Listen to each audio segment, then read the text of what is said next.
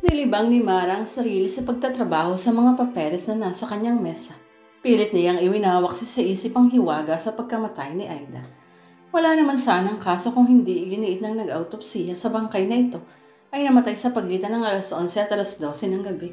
Gayong maliwanag na narinig niya ang pagtutungayaw ni Aida mula sa alas 2 ng madaling araw hanggang umalis si Frank.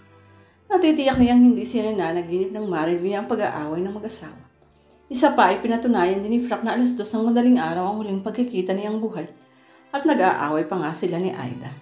Imposibleng pareho silang nabulaga ni Frank sa pagtingin sa oras at imposible ring parehong mali ang kanilang relos ng mga oras na iyon. Naputol ang pagmumuni-muni ni Mara nang pumasok ang bookkeeper. "Ma'am, bukas ba ang room ni Sir? Kinuha niya kasi sa akin ng isang libro at hindi pa niya isauli mula noon." Tumindig ang dalaga. Iniwan niya sa akin ang keys doon, pati ang susi ng mga drawers. Isinama ni Mara ang empleyado sa loob ng kwarto ni Frank. Nasa ibabaw lang naman ng desk ng lalaki ang librong hinahanap ng bookkeeper. "Yan na nga ang hinahanap ko," sabi ng empleyado nang hawakan ni Mara ang libro. Iniabot ni Mara ang libro sa bookkeeper na pagkatapos magpasalamat ay kaagad namang lumabas ng silid. Naiwan sa loob ng kwarto ni Frank ang dalaga na nang mapansing nakakalat ang mga gamit sa ibabaw ng desk ay nagmalasakit na ayusin ang mga yun.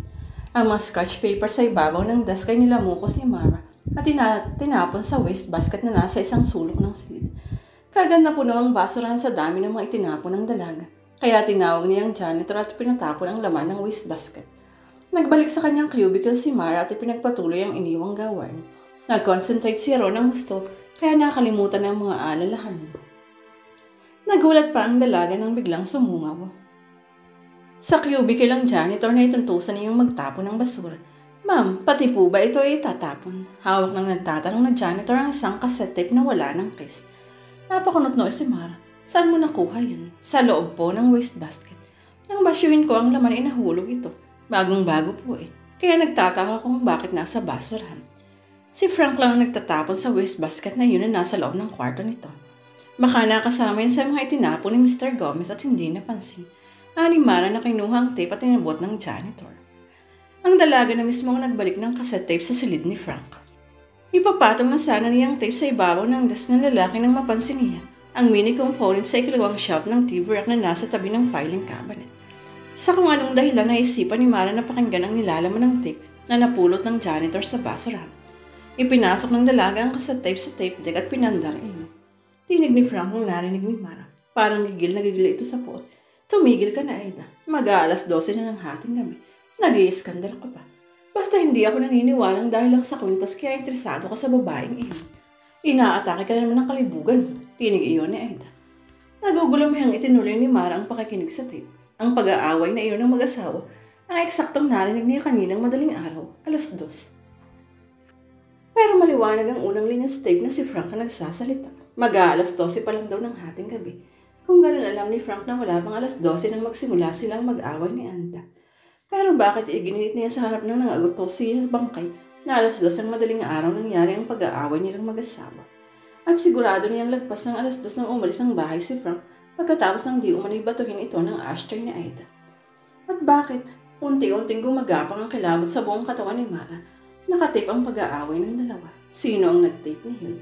Itinape pagkatapos ay itinapon. Bakit? Kung bago mag-alas 12 pa rin nag-aaway ang mag-asawa, ano ang narinig ni Mara kaninang alas 2 ng madaling araw? Ayon sa doktor ng morgue na namatay si Aida sa pagitan ng alas 11 at alas 12 ng gabi. Ayon sa tape voice ni Frank ay mag-aalas 12 pa lang ng gabi nang magtutungayaw si Aida.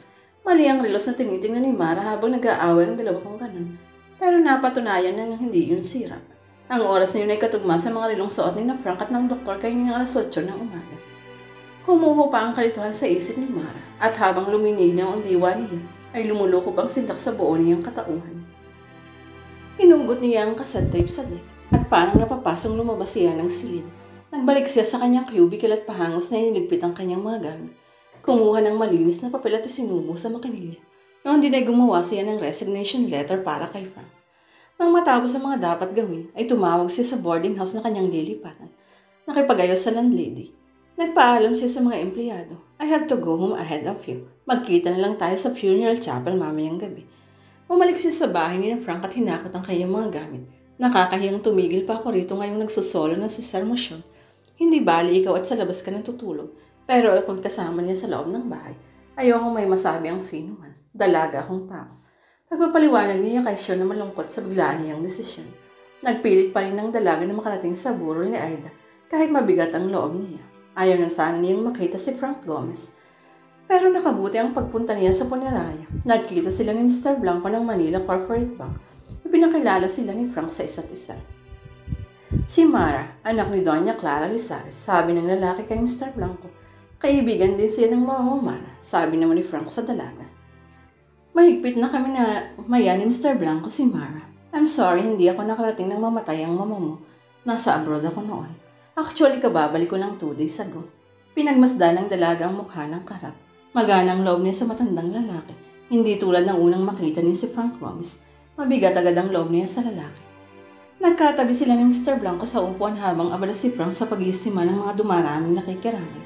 Hindi sinayang ni Mara ang pagkakataon. Kagandiyang sinabi kay Mr. Blanco ang kanyang problema. Nakikituloy ho ako ngayon kina Frank dahil nga nailit ng aming propriedad. Pero ngayong biyudo na siya at aalangan tumigil pa ako sa bahay niya. Kaya nga kanina rin bago ako naparito ay lumipat na ako sa boarding house. Payag ni Mara kay Mr. Blanco.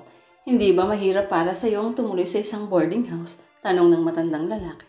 Mahirap nga ho, pero wala akong magagawa kundi ang magtiis muna sa ganoong kalagayan. Kapag siguro nakaluwag na ako ay lilipat na lang ako sa isang maayos na tirahan.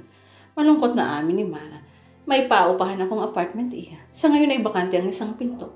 Doon ka na lang lumipat. Kahit ngayon din kung gusto mo. Pag-alis natin dito ay kunin na natin ang mga gamit mong inihatid sa boarding house. Masigasig na suhestyon ng matandang lalaki. Wala pa po akong gamit para magsalirin. Nakakahiya yata na lilipat ako sa isang apartment unit na katawang-katawalan. Nag-aalanganing tuon ng dalaga. Fully furnished ang apartment namin ni Iha. Damit lang talagang kailangan mong dalhin sa mga toiletries. Nakangiting saan ni Mr. Blanco. Di ang mahal ng bayad doon. Hindi ako makaka-afford na umupa sa expensive na apartment, sir. Alang sa magandang pinagsamahan namin ng mga mo, ay hindi kita pa uupahin sa loob ng 3 buwan, Iha. By that time naman siguro ay may maganda ka ng trabaho para maka-afford na magbayad ng rental fee monthly. Kinuha ho ako ni Frank para maging finance head sa kumpanya, sir. Pero nag-resign na ako kanina kaya lang ay hindi pa niya alam. Hindi pa kasi siya nakakablik sa office kaya hindi pa niya nababasa ang aking resignation letter. Nagpapaliwanag ni Mara sa matandang lalaki. Maganda ang pwesto mo sa finance head. Ano ang dahilan tayo mo nang magpatuloy? Usisa ni Mr. Blanco sa dalaga. Masyadong mabigat ang responsibilidad.